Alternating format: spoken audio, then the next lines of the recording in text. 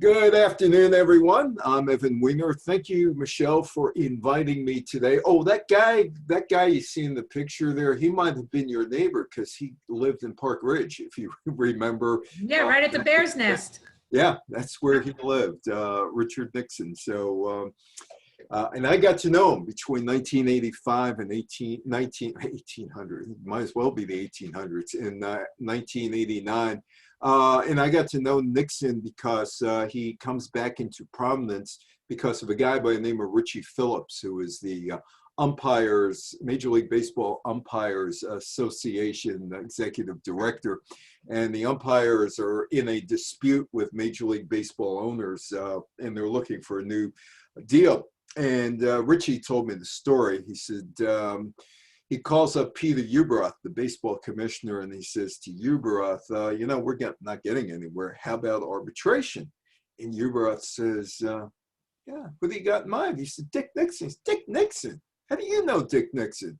He says, well, I see him. Richie lived off the main line in Society Hill in Philadelphia. He says, I see him every weekend. He comes down from northern New Jersey to babysit the kids while David and Julie Eisenhower, go out. He's my next door neighbor, so I've gotten to know him. So Nixon is back in prominence doing this dispute.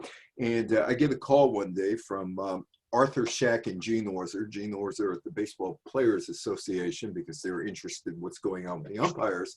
And he says to me, you want to go see Dick Nixon this afternoon? I said, what do you mean, go see Dick Nixon? He said, no, Dick Nixon's going to be the arbitrator with the umpires and the owners. We're there as interested observers. And why don't you come down, see what's going on? So we get down to Nixon's office, which was at Foley Square, across the street from the Southern District Court. And the secretary says, well, Mr. Nixon's not here. He'll be back in about 20 minutes. You wait in his office, which is what we did. And the office looked like a miniature Oval Office, complete with a replica Resolute desk, flags though all over the place, and pictures of him and Sadat and him and Mao Zedong and all these other people all around. And we all got in this chair like that. Oh, not crook. If we had one of these back then, cell phone, I'd have about 60 pictures of me, and Gene would have about 60 pictures, and Arthur Shack would have about 60 pictures, all those things like that. So anyway, that's how I know Dick Nixon. He knew my name, I knew his name. That is Dick from Upper Saddle River. But let's talk about Title IX right now, which gave women equal rights in colleges and universities that took money for education. And he's the guy who made it possible. He made it totally possible back in the day. So that is Dick Nixon. I want to thank a couple of people who have helped me out in this talk. One of them, Donna DeVerona, who won 2 gold medals in the 1964 Tokyo Olympics swimming. Nancy Hogshead Maker.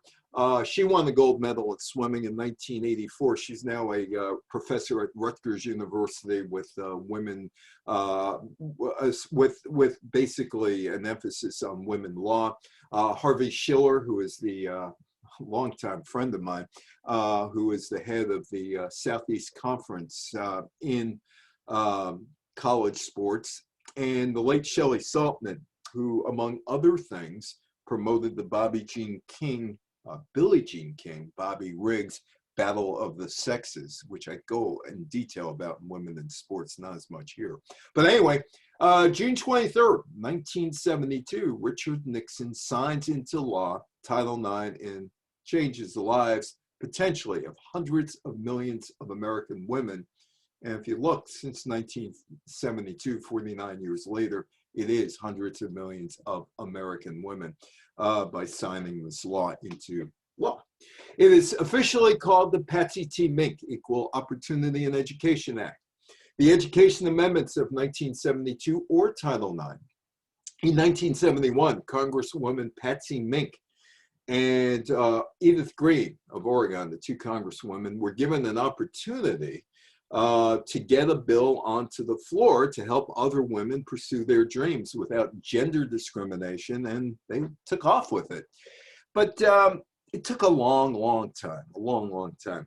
Now, the last time I left the New York City area, except for a little jaunt in the Berkshires last summer, was going out to California in November of 2019.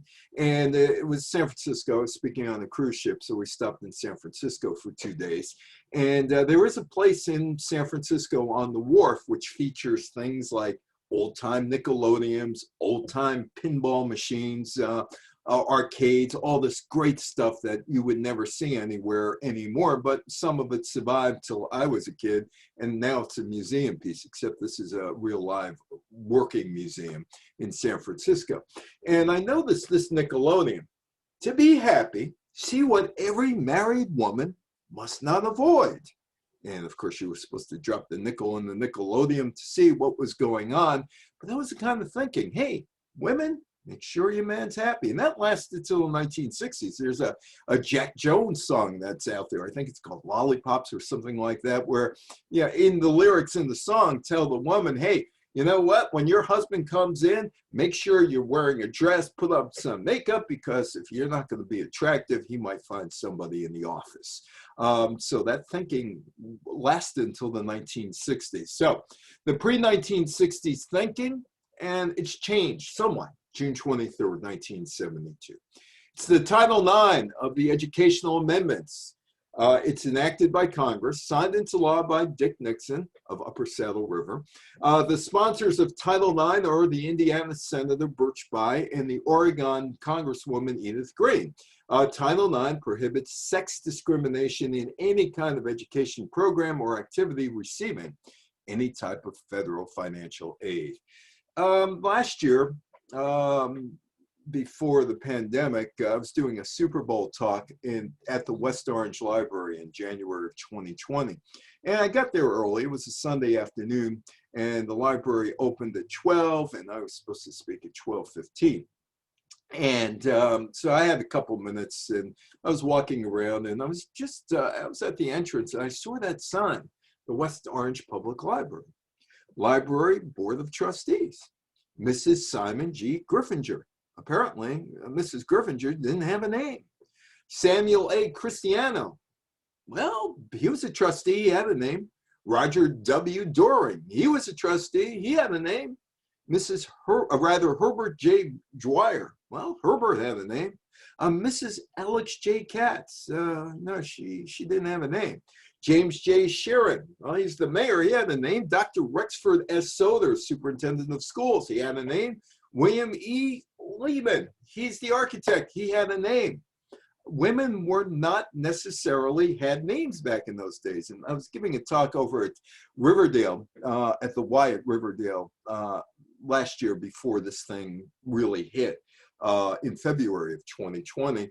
And there was this woman who said to me, I didn't know I was Mrs. Morris. You just reminded me, I didn't have a name. Everybody called Mrs. Morris. You know, I'm 82 years old now. You made me depressed because I just thought I never had a name when I was married. I said, yeah, but was he a good guy? Oh, he was a good guy. He was the best. He supported me, but I didn't have a name. It is true. Women didn't have names. Mr. and Mrs. So-and-so, so-and-so. And you go through, I went through when my mother-in-law passed away 7 years ago. She was part of a group doing charity work, and every year their name would be in the papers, and they, Mr. and Mrs. Edwin so-and-so, Mr. and Mrs. They never had names. Women, 1965, you want to be a stewardess, huh? You want to be a stewardess? Well, Delta Airlines, Delta is ready when you are. So if your application, that's an old ad, by the way, Delta is ready when you are. Stewardess applications, you want to be a stewardess? Hey, let's go. You have to be between the ages of 20 and 26. Never married, couldn't be married. And in radiant good health. Must adhere to strict figure control standards. I guess somebody had a tape measure. Make sure you were 34, 24, 34. That's what that seems to me. Oh, you needed to have straight teeth. And you needed to have straight legs. Clear, smooth skin. Willing to retire between the ages of 30 and 32 to take on the greater complexities of marriage. If you meet all that criteria, you too could be a stewardess on Delta Airlines. TV, there's Alan Ludden and the show Password, Carol Burnett on the left, and Mitch Miller, who lived up in Pomona, New York, off of Route 202, for those keeping score at home, and the host, Alan Ludden. And when a woman would come on, he would introduce her as Mrs. So-and-so, and what does your husband do for a living? Or you're a housewife, what's your husband do for a living? And if the woman was not married, if she was single, Alan Ludden would say, are you a working gal? Women, women back in the 1960s. And she was back in the 1960s too. That's Patsy Mink. She was the congresswoman from Hawaii. And she faced a lot of discrimination in her life, gender discrimination. And that is why one of the motivations behind Title IX. Patsy Mink, back in 1944, was the first female president of the student body at Maui High School. She was the valedictorian of her graduating class at Maui High School in 1944. She went to the University of Hawaii and then went to law school on the mainland. She remained politically ambitious when she got back to Hawaii. In 1958, she was elected to the territory of Hawaii State Senate. That was dissolved when Hawaii became a state in 1960. And she sought to become the congresswoman from Hawaii in 1960, or for 1961, but she lost in the Democratic primary to Daniel Inouye. In 1962, she ran for election, Hawaii State Senate. She was successful in her bid. 2 years later, she ran for Congress again and won. She was an early supporter of a successful effort to allow female members of Congress to use the heretofore all-man house gym. She gets to Washington, and she had played basketball in high school. And she gets to Washington, and she wants to use the gym. She's a full member of Congress, after all. She's told no. No. She had to fight to get the gym to open for her. She was a champion of women's rights. She did not want to be characterized as a feminist. In the late 1960s, she became an outspoken opponent of the Vietnam War. She also worked tirelessly on behalf of legislation in the fields of civil rights for women and children, health care, welfare, and education. After, and here's some of the discrimination she faced. After her college years at the University of Hawaii, she applied to medical school, but she was rejected 12 times to what she believed was gender discrimination. And I'm going to talk a little bit about gender discrimination now. I know a woman by the name of Fran Cummings in Hawaii. She's about 83, 84 years old now. And she was a valedictorian of her high school in Utah. And she came from a family that had many geologists, and she wanted to be a geologist. And she told me one story about applying to a college, wanting to be a geology major.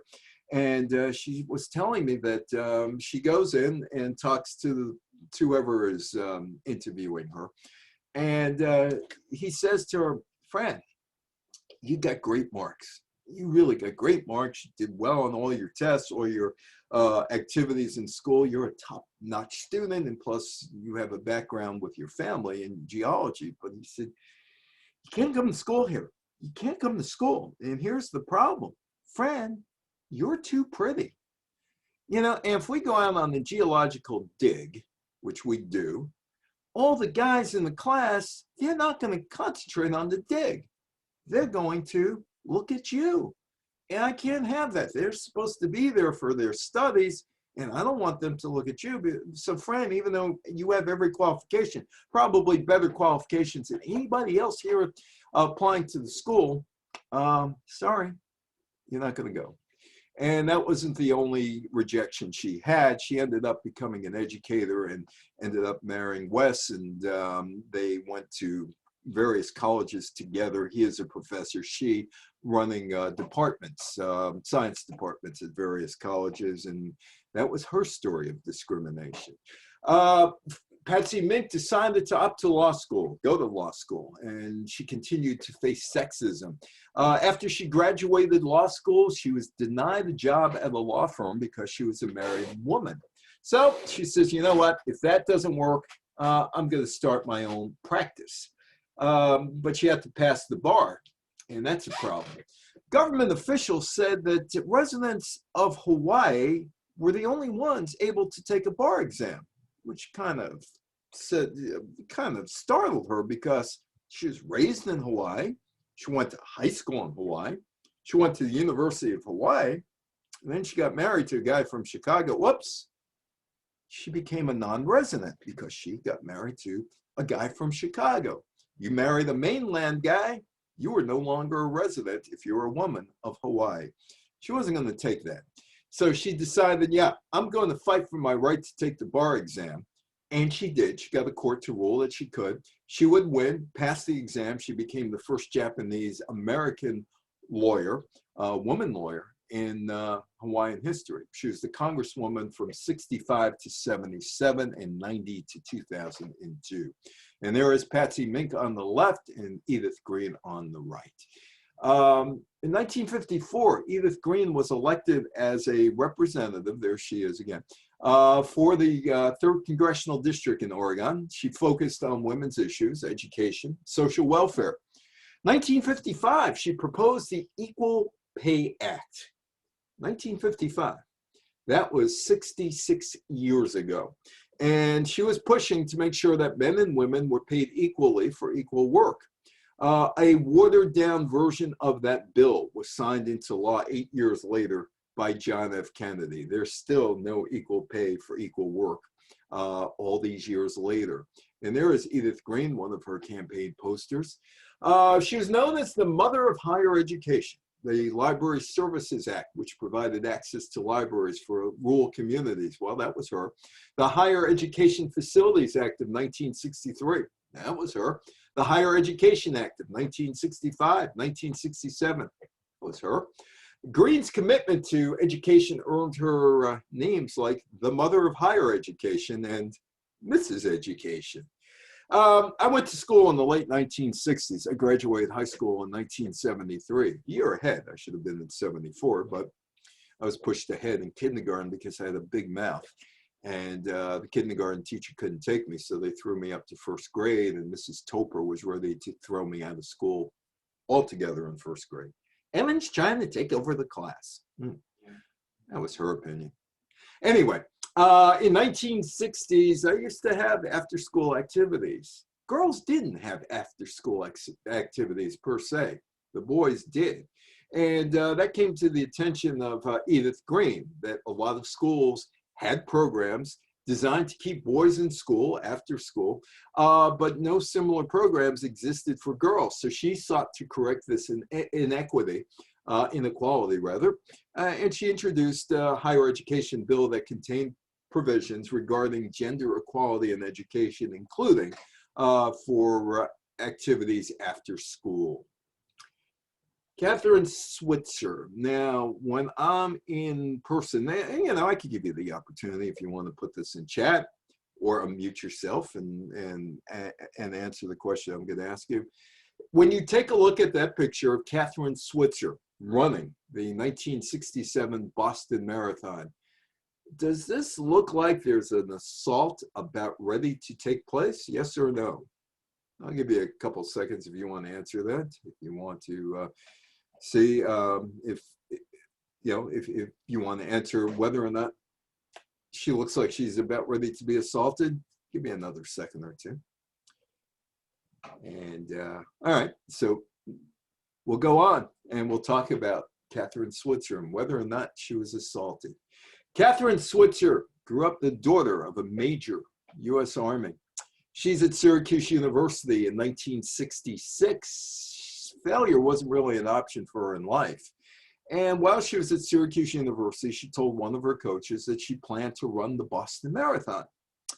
And the coach said, well, you're a fragile woman. You're dainty. You're the weaker sex. Nah, you couldn't last the Boston Marathon. And that reminds me of an Ellen King. Remember the comedian Ellen King and his routine? Survive by. The woman, the widow, survive by. Talk about the weaker sex. And then some women outlive men. But anyway, so you can't run the Boston Marathon. You're a dainty, frail thing. Don't even think of it. So she trains in secret and she enters the race, but she does not enter it with her full name. It's just K. Switzer. So she could be a guy as far as they're concerned, no first name. So she trains in secret and enters the race and starts out, and there is good old Jock Semple on the left, and he is really upset running the marathon, running it in terms of organization, and he sees number 261 is a woman, and he is frantic. He is about ready to get rid of her, and he's about ready to push her face down into the concrete. As you can see, they're all running on concrete over there. And luckily for her, because she probably wouldn't be aware of the fact that he's about ready to push her down, is her boyfriend at the time, who's 6'3", 235 pounds, and a nationally ranked track and field athlete, gets over there and decides to give Jock the punishment that he was about to administer to Katherine Switzer, who defied them by entering, and not only entering, but not giving her name and running the race. People who work for the marathon tried to physically pull her out of the race. Jock Semple tried to remove her, as you saw in that picture, and the boyfriend comes over, who is a nationally ranked hammer thrower, and decided, well, hey, Jock, you take a look at the ground. Switzer did finish the race with a time approximately of 4 hours and 20 minutes, and that gets rid of the weaker sex argument and frail and dainty argument. She finished the race 4 hours and 20 minutes. Title IX, no person in the United States shall, on the basis of sex, be excluded from participation in, be denied the benefits of, or subjected to discrimination under any education program or activity receiving federal financial assistance. Now, let me ask you this question here, because I'm outnumbered here, aren't I? There are 7 other people in the room, and none of them are male.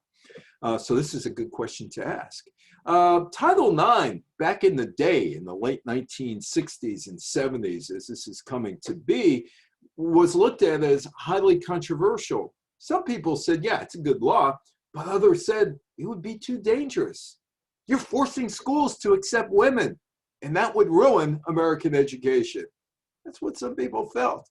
I don't know if you agree with that or not, that men who were making the laws back in those days thought that Title IX, having women go to college, would ruin American education.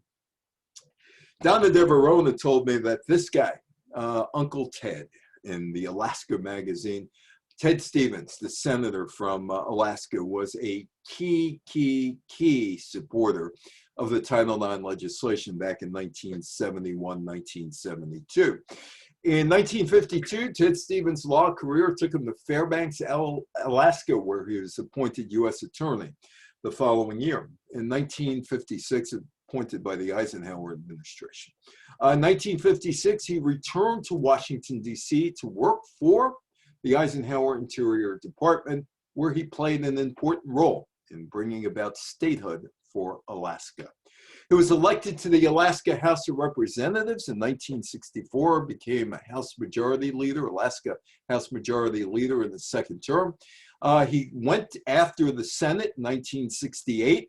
He did not get the Republican nomination, but was appointed to a vacant Alaska Senate seat in 1969. As a senator, Stevens played key roles in legislation which would shape Alaska's economic and social development, including the Alaska Native Claims Settlement Act, the Trans-Alaska Pipeline Authorization Act, the Alaska National Interest Lands Conservation Act, and the Magnuson-Stevens Fishery Conservation and Management Act, and Title IX. Additionally, he helped form the United States Olympic Committee with his sponsorship of the Amateur Sports Act of 1978. So he was into sports heavily. The Alaska Statehood Act was signed into law by Dwight Eisenhower July 7th, 1958, and Alaska became the 49th state on January 3rd, 1959. Always found it was rather interesting that 2 of the key players in getting Title IX passed came from the 49th state, Alaska, Stevens, and the 50th state, Mink, which came in the 50th state in 1960. So the new states had impact, a lot of impact on education. And there she is, Donna DeVerona, who's up in Connecticut now, after winning 2 gold medals. Donna won 2 gold medals at the 1964 Tokyo Olympics. She's as smart as a whip.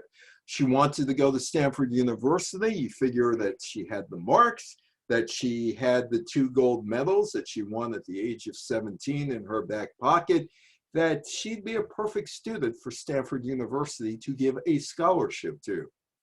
She didn't get one. No woman got a sports scholarship prior to 1972. Donna told me, without Senator Stevens as a co-sponsor, I doubt Title IX would have survived. There was a time when we needed a strong Republican. He championed the rights of athletes and protected Title IX, as well as always being there when there was a challenge to the law. Been many challenges to that law since 1972. And why was Stevens involved? Well, he was an avid tennis player. He saw some value in sports and recreation in his personal life, his daughters, and in professional lives. And Title IX provided women's equality in sports, except that turned out to be the Achilles heel of Title IX. As Donna DeVerona told me, we just should have said educational equality. We should not have put sports in there. We should have said, assume sports with everything else in there would have provided equality. Sports would be the problem for Title IX. And there is Harvey Schiller on the left, Senator Stevens on the right, Donna DeVerona on the right, Stevens in the middle. Harvey, my Facebook buddy, last year had shoulder replacement. And for a couple of days, his profile picture was the x-ray of his shoulder replacement. These are my friends. Birch Bayh. Before I get into Birch Bayh, I'm going to go back to 1969, 1970. At Spring Valley Junior High School, I'm in 9th grade, up in the Spring Valley in New York, the old high school on Route 45. I have a teacher, social studies teacher by the name of Stewie Gates. And I think we're doing African studies that year, or maybe some other studies. I think it was African studies, although we did talk about Red China an awful lot, communist China. But anyway, one day, remember, I'm 13, everybody else in the class is 14, because I'm a year younger than everybody else. And one day, so he decides he's gonna give us this Uncle Stewie talk. And the Uncle Stewie talk is this. He says, well, you know, pretty soon you're going to be out of this building. You're going to be leaving this building. You're going to go up to the high school, which was about a half mile away up on Route 59. He says, so you're going to leave the building and you're going to go to 10th grade next September. And in 10th grade, you take the PSATs. And then in 11th grade, you take the real SATs. And then in 12th grade, you decide what college you're going to go to. And not only what college, what your major is going to be more than likely and what you want to do the rest of your life. Oh, and by the way, for the girls in the class, some of you are going to major in 3 letters. MRS. 3 letters. Well, Stewie was an interesting character. Up to about 7 years ago, at the age of about 88, he was still climbing ladders as a volunteer fireman at the Stony Point Fire Department in New York. Until they said, Stewie, okay, just answer the phones. No use an 88-year-old guy running up ladders. But there was something that Birch Bayh said on the Senate floor in 1972 that reminded me of my old 9th grade social studies teacher. Bayh, the Indiana Democrat, authored and introduced Title IX of the Higher Education Amendments of 1972, which would, for the first time, prohibit discrimination on the basis of sex in the classroom and athletic field, which would protect both students and faculty. So he's giving a speech on the Senate floor. He is the sponsor of the bill, so he's giving the speech, trying to convince everybody else to see it his way. His remarks on the Senate floor, Bayh stated, we're all familiar with the stereotype that women are pretty things who go to college to find a husband and who go to graduate school because they want a more interesting husband and finally marry, have children, never work again. I've heard these stories. About 12 years ago, 13 years ago, was giving a talk up in Stamford, Connecticut, senior residents at Stamford, Connecticut. And one guy said to me, hold on, I want to say something. I said, yeah, sure, go ahead. He said, 1960, I went to medical school. 96 people in the medical school, and we're all in this auditorium, and the dean of the school is looking at us, and he says, the women, there were 92 men and 4 women, he says to the women, please stand up. And he does. And they do, rather. And he says to them, what are you doing here? What are you doing here taking the place of a man? You're going to go to medical school. Chances are you're not going to become doctors even after you get your degree, because you're going to go home, you're going to have babies, you're going to watch the kids, and you're taking a job away from a man. Why are you here? Birch by the desire of many schools not to waste a man's place on a woman stems from such stereotype notions. But the facts absolutely contradict these myths about the weaker sex. Got to be condescending, right? Weaker sex, and it is time to change our operating assumptions. While the impact of this amendment would be far-reaching, it's not a panacea. It is, however, an important first step in the effort to provide for the women of America something that is rightfully theirs: an equal chance to attend the schools of their choice, to develop the schools they want, and apply those skills with the knowledge that they will have a fair chance to secure the jobs of their choice with equal pay for equal work. And with that, they went to vote, and it was passed. Title IX was enacted as a follow-up to the passage of the Civil Rights Act of 1964, signed into law by Lyndon Johnson in July of 1964. The 1964 Act was passed to end discrimination in various fields based on race, color, religion, sex, or national origin in the areas of employment and public accommodation.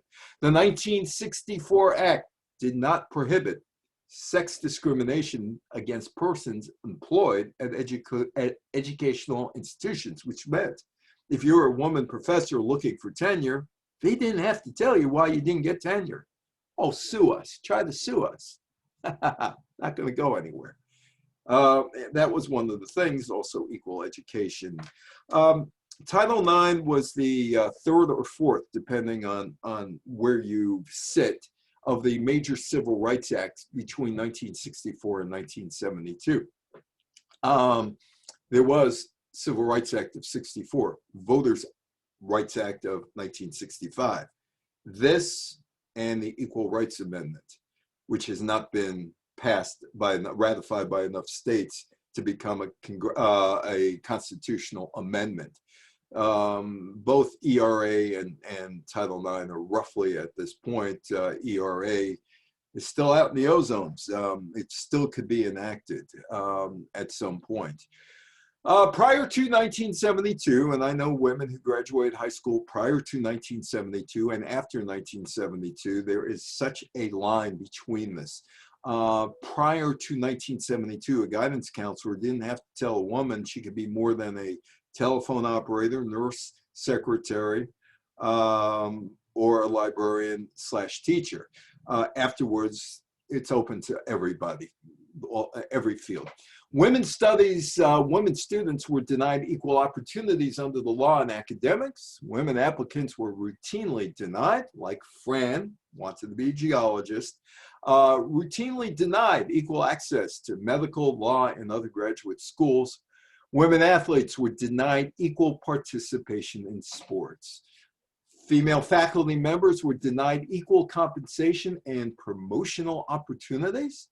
Today, the rise of women in all academic disciplines and in sports at every level is in many ways a direct outgrowth of the landmark Title IX legislation. Congress would pass the final version of the bill, June of 1972, and oh yes, I did it. Richard Nixon signed it into law June 23rd. Over the last 49 years, it's been challenged many times. Title IX has gone back to Congress more times than most laws, 24 times by 2007.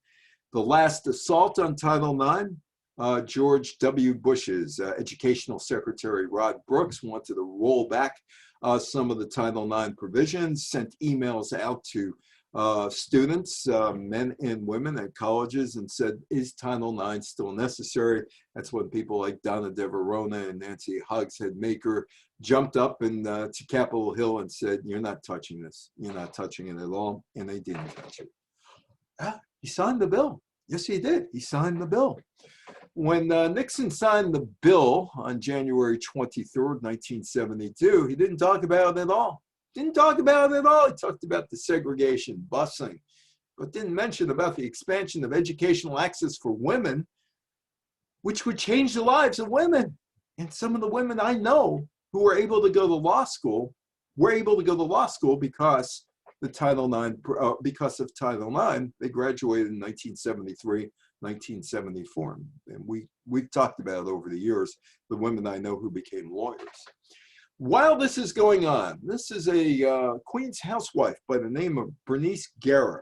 And in the 1960s, she got tired of being a Queens, New York housewife. And she started talking to her husband about, well, you know, I feel like I should be doing something else instead of just putting Chef Boyardee out there and pouring things out of a can for dinner.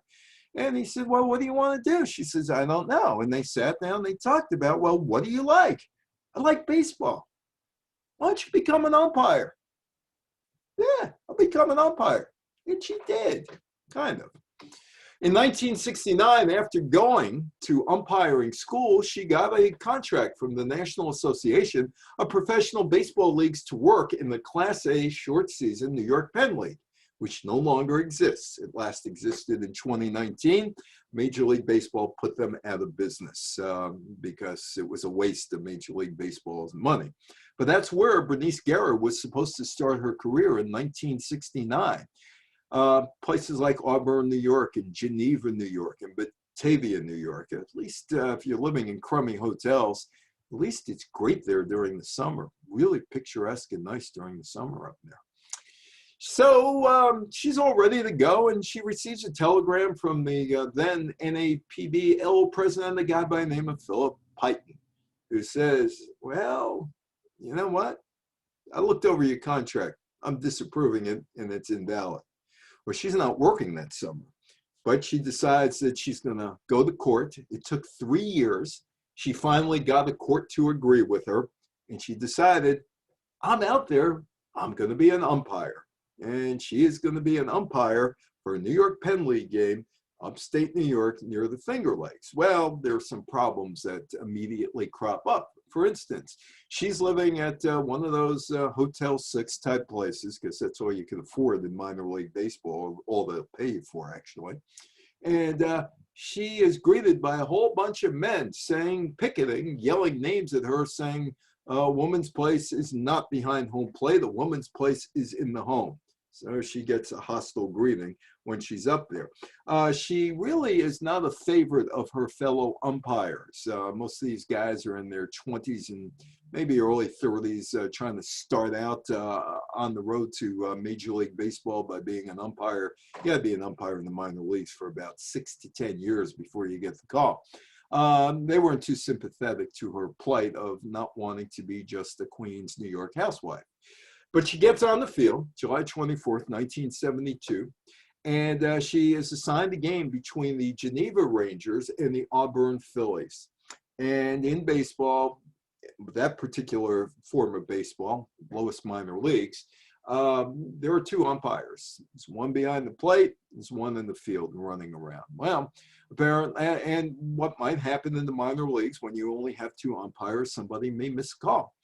And so there is a play, and Bernice Guerra is asked what her opinion is, and she overturns the other umpire's decision. Normally, what happens is the other umpires try to shield the umpire away from the verbal abuse that they're getting from the player and manager. Didn't happen this time. She was berated by the Auburn manager, Nolan Campbell, for reversing a double play call. She resigned in between games of the doubleheader. She said her fellow umpires, and there was only one that day, her fellow umpire, did not come to her aid. And Campbell told her, among other things, that Bernice Guerra should be in the kitchen peeling potatoes. Billie Jean King, that's my father-in-law, Billie Jean King. My father-in-law was a groupie. He used to go out with me in the 1980s and took pictures with all these celebrities and athletes. This is at the 21 Club. And I'm glad he did now, because I'm able to use some of the pictures, not the stock pictures, but just these pictures that he had of people, not on the field, whatever, just in a party type setting. I've known Billie Jean King for a long time, and she's another one who contributed to this talk.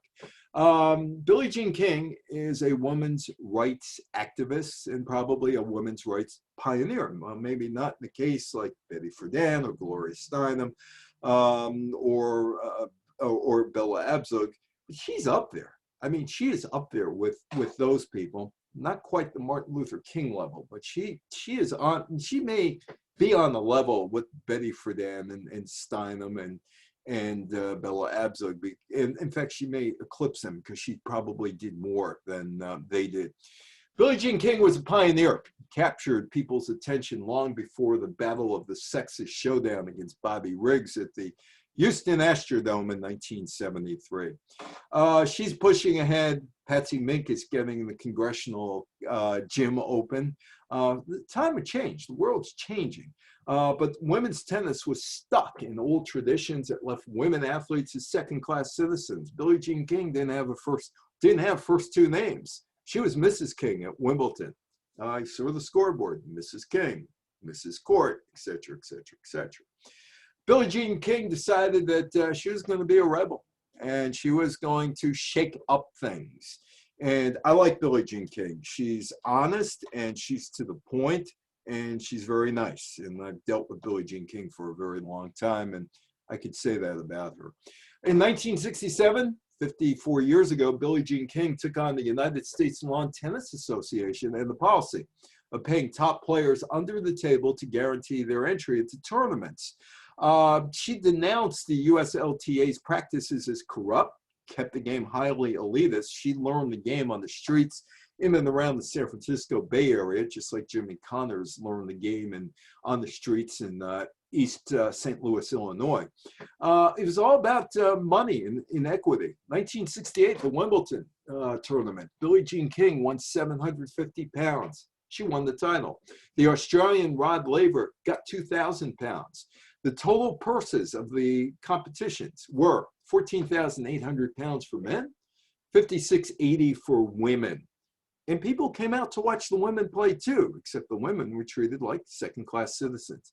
1970 Italian Open, men's singles champion Ilie Nastase was paid $3,500, while Billie Jean King got $600. Because of all of this that's going on, Billie Jean King had made a lot of enemies within the United States Lawn Tennis Association, and they decided, hey, you know how to get even with her? We'll tell you how to get even with her. We just won't schedule any tournaments in 1970. She won't be able to make any money, and maybe she'll understand what tennis is all about. Well, not quite. She continued to push for prize money and men's and women's game. She did win the 1972 US Open. She might not have been there. We'll talk about that in a second.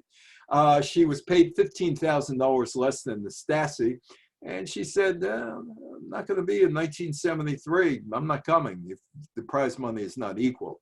US Open in Forest Hills in 1973 equaled the prize money between men and women. Tennis is as well developed a global sport as any in the world except soccer, maybe more so than golf. There are 4 major championships around the world: the Australian in January, the French Open in May and June, Wimbledon, June, July. I don't know if they're going to play that in June and July this year, or the French Open in May. The US Open in August and September. And there are separate tours for men and women globally, although there was some talk about combining the tours and make it one group instead of the 2 separate tours. You've come a long way, baby, to get to where you are today. You've got your own cigarette now, baby. You've come a long way. Back in 1969, Philip Morris decided to have a cigarette just for women. And they had that condescending commercial, which was actually quite good. You've come a long way, baby, to get to where you are today. When I was up in Richfield, Connecticut, a couple of years ago doing a talk on 1969, a woman came up to me afterwards and said about Virginia Slim. She said, I didn't use the product. I wasn't a smoker. But it was the first commercial that ever spoke to me as a woman who wasn't cleaning her floor with Arrow wax or using end dust on her table or using Windex on her window or vacuuming in a skirt. She said it was a modern campaign.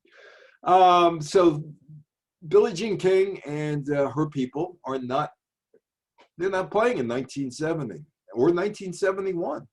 So the players, dubbed the original 9, decided if we're not playing, we're going to go and play our own tournament. And they got Virginia Slims to put up money for a tournament in Houston.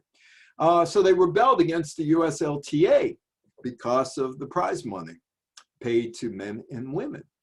And they were the rebels. Billie Jean King, Rosie Casals, Nancy Ritchie, Peaches Barkowitz, Kirsty Pigeon, Valerie Ziegenfuss, Julie Heldman, Carrie Melville Reed, and Judy Taggart Dalton. All 9 of them put their tennis careers at risk. And basically they said this, you're not going to let us play? They have the money, we'll play. I dare you, I double dare you to not let us play at Wimbledon or the French or the Australian or the US Open. They went looking for money. They weren't necessarily too happy that it was cigarette money. After all, the Surgeon General said cigarette smoking was bad for your health. But they went up and down Madison Avenue, banged on all the doors, and if the door did open and they saw them, they'd slam it shut. If the door did open, they just weren't getting anywhere. So they took the blood money, and they formed the tour. In 1983, Billie Jean King was approached by protesters about the Virginia Slim, an anti-smoking group in Boston, and she was confronted by them. Why'd you take the money? And she says, I believe in the free enterprise system. It's up to the woman herself to make that choice whether to smoke or not smoke. The most important thing is that we're well informed and that we make our own decision. It was blood money. Everybody would say it's blood money. People die from cigarette smoke. Ellen Merlo was the director of marketing and communications for Philip Morris USA. They created the Virginia Slim cigarette. They sponsored the tour from 71 to 78. And she said, when we get involved in any promotion, it's obviously to create a greater visibility for our brand name, but we never ever ask the player to endorse our product. Not true. You're taking money with all the signage around you, with all the paraphernalia that says Virginia Slims on it. So you don't have to ask a player to endorse it. They're there. And by the fact that they're there, they're endorsing the product. That's Brandy Chastain. We need a good old girls network, she told me in 2008, to help women. And in the 1970s, after Title IX, Billie Jean King couldn't get a credit card until 1974 in her own name. Banks required a single, divorced, or widowed woman to bring a man along with them to co-sign for a credit card.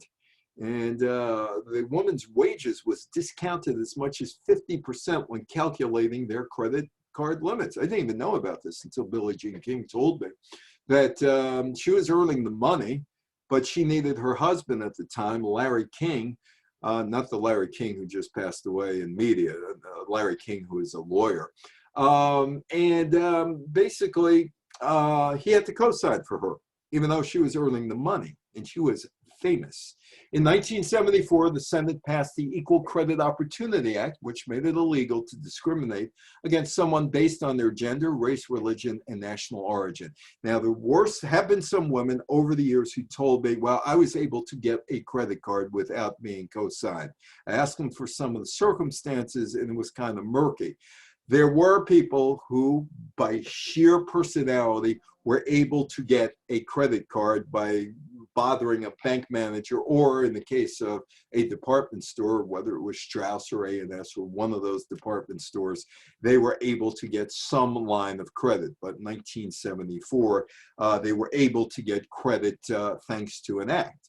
There was a bank for women that's formed in 1975. Judy H. Mello, who was part of the Bella Abzug and the Betty Friedan and Gloria Steinem group, National Organization of Women, opened the first bank for women. The bank was a creation. It was on Fifth Avenue or Madison Avenue in Manhattan. The bank was a creation of the feminist movement, opened in April 1975. First bank in the United States to be operated by women and for women. And that was at a time when its founders said women were giving the short shrift by other banks. By 1986, the bank really wasn't needed anymore. The first women's bank was languishing, and it was sold to a group of investors and folded into some other financial group. But as recently as 9 years ago, a report, 2012, found that women still pay more for credit cards. According to a study by the Financial Industry Regulatory Authority, women pay a half-point higher interest rate than men.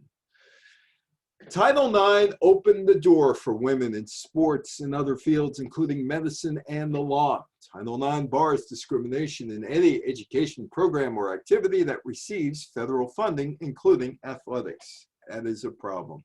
There is Birch Bayh with the University of Purdue University women track and field team later on in life in Indiana, working with them. And let's get back to Donna. Title IX was a civil rights act applied to education. Basically, it was said in law school, medical school, sports was thrown in. They just should have said all phases of college and universities, because sports would weigh down Title IX. At its inception, opponents of the law argued that girls and women were not interested in elite sports participation and opening new opportunities.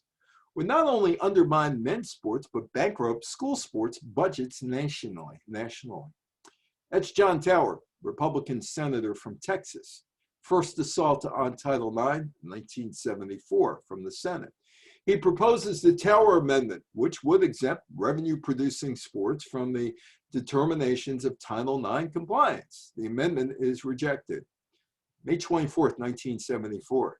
Basically, what he's doing is protecting college football, because college football is where the money is made, and why should that be lumped into all college sports? The Tower Amendment was rejected, but it would lead to widespread misunderstanding, as Title IX is a sports equity law rather than an anti-discrimination civil rights law. The New York Republican liberal senator is next, Jacob Javits. I didn't get a chance to interview him in 1980 when he was running for Senate. I got D'Amato, I got Liz Holtzman, and some others running for Senate that year, but I didn't get him. He was suffering from Lou Gehrig's disease, or ALS, when he was running in 1980, and ultimately would lose to Alphonse D'Amato, who has for years and years and years chased me down as a friend, because I gave him one of his first interviews back in 1980. Javits submits an amendment directing the Health, Education, and Welfare Department to issue regulations that provide for reasonable provisions considering the nature of particular sports. It clarifies that an event and uniform expenditures on sports with larger crowds, football, or more expensive equipment, football, do not have to be matched in sports without similar needs, like girls softball, where if they have their own t-shirts and shorts beaten up, hey, come out and play. You don't need spiffy uniforms like the football team. That's rejected.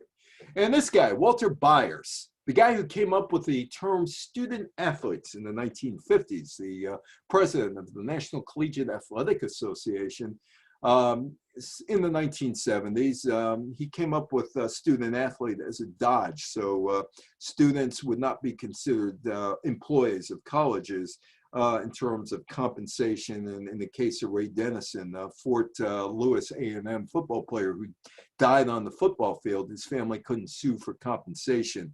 But he's supposed to be the guy, the watchdog, to take care of every student athlete's right.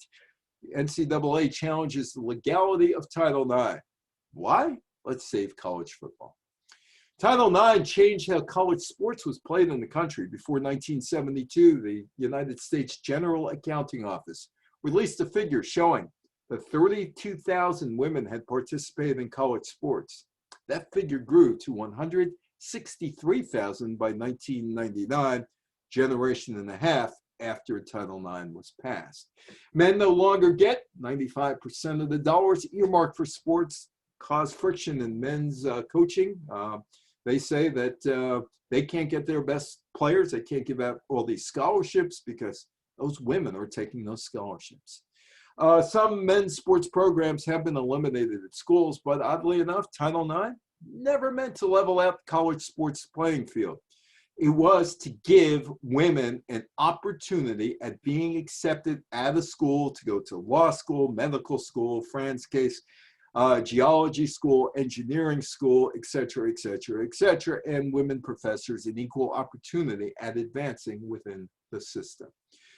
By 1994, first generation, by 1994, women received 38% of medical degrees. In 1972, 9%. 43% of women, or 43% of law degrees given out in 1994 were earned by women. Only 7% in 1972. Now, more women go to law school, more women go to medical school. The percentages have shifted. This one is a little more difficult because this is done in 1977 and talking about doctoral degrees. I know a guy who used to teach at Cortland, State University of New York at Cortland. It took him about 12 years to get a doctorate degree. So 44% of all doctoral degrees in 1994 went to women, only 25% in 1977, but that was 5 years after Title IX. So if you were in college, you had a chance to get a doctoral degree from 1972 on. So that number could be slightly misleading. Title IX created diversity in society. It wasn't a piece of sports legislation. And that is my friend, the late Shelley Saltman, who passed away 2 years ago in February. He was a good friend of mine, and I miss him. And Shelley's probably listening in because I could just imagine. My ears are burning. You talking about me? Wherever he is, I know his ears are burning. So that's what he used to tell me. That's why he used to call me. He was one of the 5 most influential men in women's sports in the 1970s. And among the things he did was the Riggs, Billie Jean King Network Extravaganza back in 1973. Pre-1972, very few women lawyers, doctors, or scientists. The odd thing about the Hidden Figures scientists by NASA, they went to black schools. They didn't go to the traditional schools. They went to traditional black schools.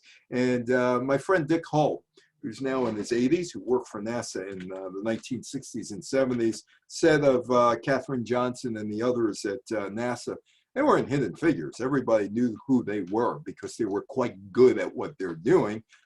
Nobody talked about them very much, but Katherine Johnson helped calculate how to get to the moon. Nurse, teacher, secretary, and as I was told the other day, telephone operator were the career choices for most women. Girls didn't play too many sports. Without Title IX today, there'd be no Jenny Finch, no U.S. World Cup soccer team, no WNBA, no Misty May Trainer, no Kerry Walsh, no Lindsey Vonn. Virtually every female athlete in the United States, whether it's Little League, New Jersey allowed girls to play Little League baseball. That ruling came down in November of 1973. So whether it's Little League, high school, college, virtually every female athlete in the United States benefited from Richard Nixon's pen back in 1972. And also women scientists, mathematicians, computer analysts, and others all benefited. But women, as I wrap this thing up, women need to know this. And I tell this, now I have a granddaughter who's going to be 2, and she's going to, you know, I made sure that I told my daughter this. And she's probably sick of hearing it, but I don't tell her that anymore because she knows it. But I'll be telling my granddaughter this as soon as she understands it, which I figure will be this summer. Women need to know education is not a right. It's not a right. It's guaranteed through federal law.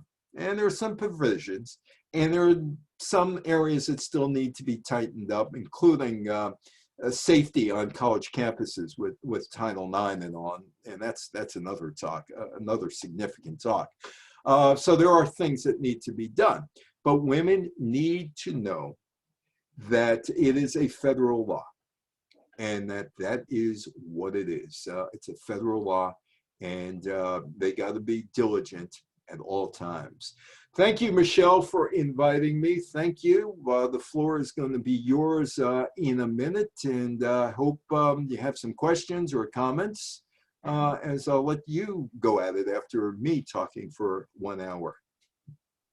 I always learn so many things when I listen to you.